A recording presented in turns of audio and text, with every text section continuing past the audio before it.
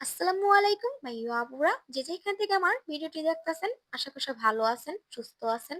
আলহামদুলিল্লাহ আমিও ভালো আছি। আজ করব মিষ্টি আলু দিয়ে মিষ্টি আলুর জিলিপি পিঠা। কি নামটা শুনে অবাক হয়ে যাচ্ছেন? নামটাও যেমন অবাক করা, খেতেও ছিল অনেক মজা। তো মিষ্টি আলু জিলিপিটা বানাতে মিষ্টি আলুটা তো মাছবি লাগবেই। আর সাথে নিয়ে নিছি এক বাটি সুজি, এক বাটি চিনি, সামান্য একটু আটা, লিকুইড দুধ ও কয়েকটা গোটা গরম মশলা। তো যে আমি আলুগুলো ধুয়ে সিদ্ধ হতে বসে দিয়েছিলাম, আলুগুলো সিদ্ধ হয়ে গেছে। এখন আলুগুলো ছিলে নিতেছি। এখানে আপনারা চাইলে সুজির বদলে চালের গুঁড়োটাও ব্যবহার করতে পারেন। আমি সুজিটা ব্যবহার করতেছি। এখন হাতের সাহায্যে আলুগুলো আমি মথে নিতেছি। মথে এখন দিয়ে দিব সুজিগুলো। তো সুজিগুলো দিয়ে এখন দিয়ে দিলাম আটাগুলো, সামান্য একটু আটা দিছি। এখন দিয়ে দিব সামান্য একটু লিকুইড দুধ। তো ভালো করে একটা মুথে ড্রো বানিয়ে নিব। তো ডোটা আমি করে নিছি, এটা কিছুক্ষণের জন্য রেস্টে রেখে দিব, সুজিটা ফুলে উঠবে। তো এদিকে ডোটা রেস্টে থাকুক, এদিকে আমি চিনি শিরাটা করে নিব। এক বাটি চিনিতে আমি 3 বাটি পানি দিয়ে চিনি শিরাটা করে নিছি। ফ্লেভারের জন্য দিয়ে দিয়েছিলাম কয়েকটা গোটা গরম মশলা।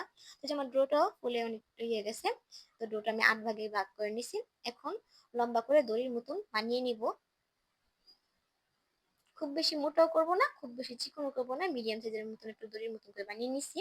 এখন যেরকম করে গোল গোল করে পেঁচিয়ে নিলেই জিলিপির মতন হয়ে যাবে। লাস্টের যে আগাটা থাকবে ওইটা নিচ দিয়ে এরকম চাপ দিয়ে লাগিয়ে দিবেন, তাহলেই জিলিপির মতন হয়ে যাবে। তো আমি এই যে সেম প্রসেসে আরেকটা বানিয়ে দেখাইতেছি আপনাদেরকে। যেরকম ঘুরিয়ে ঘুরিয়ে এই যে লাস্টের আগাটা চাপ দিয়ে লাগিয়ে দিবেন। তো এরকম করে আমি সব পিঠাগুলো বানিয়ে নিব। যেমন পিঠাগুলো বানানো হয়ে গেছে, এখন ভাজতে চলে যাব। তো কড়াইতে আমি তেল গরম হতে বসিয়ে দিছি। এখন একে একে পিঠাগুলো দিয়ে দিব। তো সব পিঠাগুলো একসাথে আটবে না, প্রথম 4টা ভেজে নিছি, পরে 4টা ভেজে নিব। তো এই যে পিঠাগুলো এক এক পাশ উল্টে দিতেছি।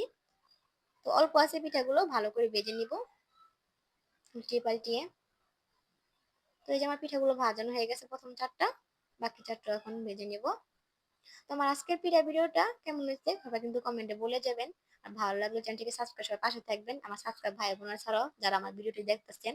তো এই যে পিঠাগুলো ভাজা শেষ হয়ে গেছে, চিনি সেটা আরেকটু বলক উঠিয়ে আমি পিঠাগুলো দিয়ে 2 মিনিটের মতন জাল দিয়ে নিছি। আপনারা চাইলে এই পিঠাগুলো দুধও এরকম ভিজিয়ে নিতে পারেন। তো এই যে 2 ঘন্টা করে ফ্রি আসছি, আপনারা চাইলে আরো অনেকক্ষণ ভিজিয়ে দিতে পারেন। 2 ঘন্টার মধ্যে পিঠাগুলো অনেকটা রস খেয়ে ফুলে উঠছে, আপনাদের একটু কেটে দেখা যাচ্ছি, দেখেন মাসাল্লাহ খেতে অনেকটা মজা হয়েছিল। তো সব ভালো থাকবেন, সুস্থ থাকবেন, দেখা হবে আগামীকাল। আল্লাহ হাফেজ।